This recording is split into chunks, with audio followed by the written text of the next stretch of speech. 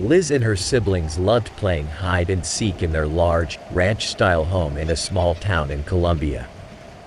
One night, after playing for hours, they grew tired and decided to take a break. They found themselves sitting underneath the attic, chatting and catching their breath, when they heard a strange noise above them. Suddenly, thick, gooey liquid began dripping down on them. They looked up and saw a woman with a witch-like appearance hiding in the attic. The woman had a twisted smile on her face, and her eyes seemed to glow in the dark. The children were terrified, and they ran to tell their parents about what they had seen. Their parents tried to reassure them that it was just their imagination, but strange things began to happen around the house. Liz's father would wake up to find that his horse's tails had been braided, despite no one being around. There were also strange noises and bumps in the night, as if someone or something was walking around the house.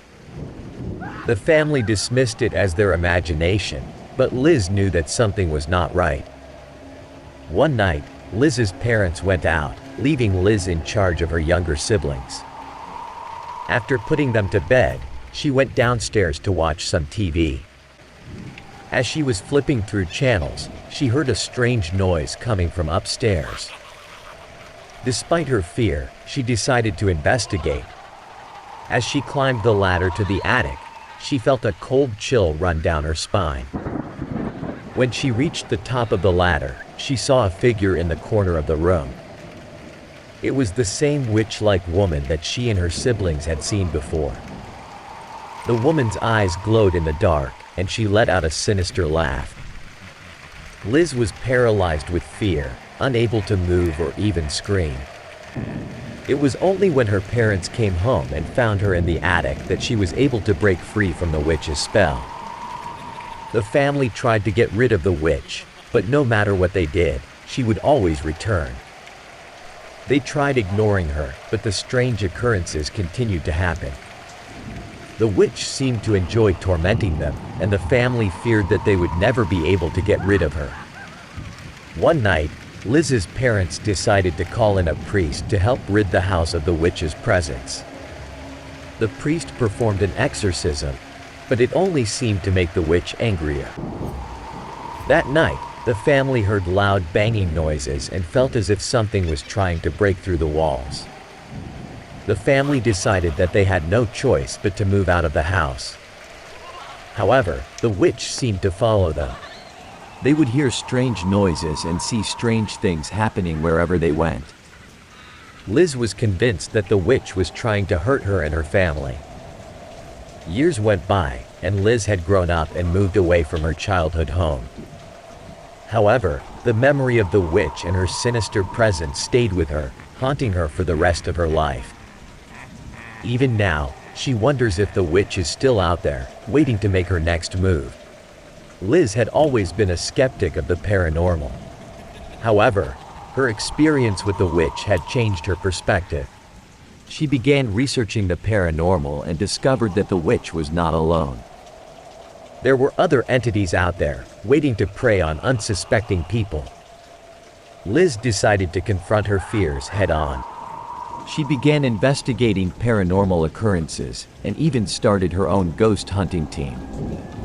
She traveled all around the world, exploring haunted locations and trying to uncover the truth behind the paranormal.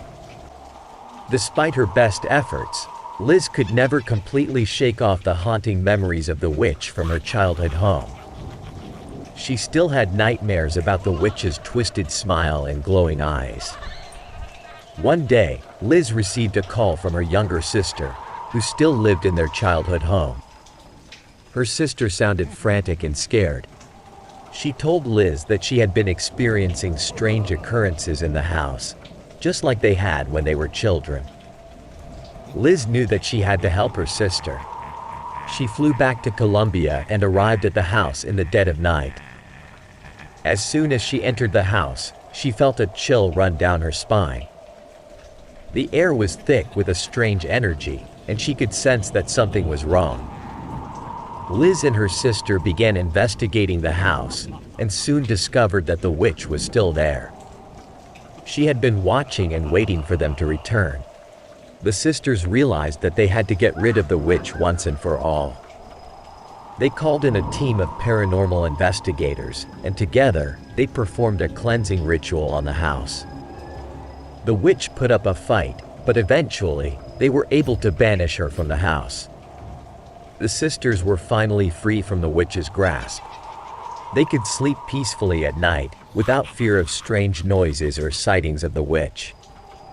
Liz continued her work as a paranormal investigator, but she always held a special place in her heart for her childhood home and the memories of the witch.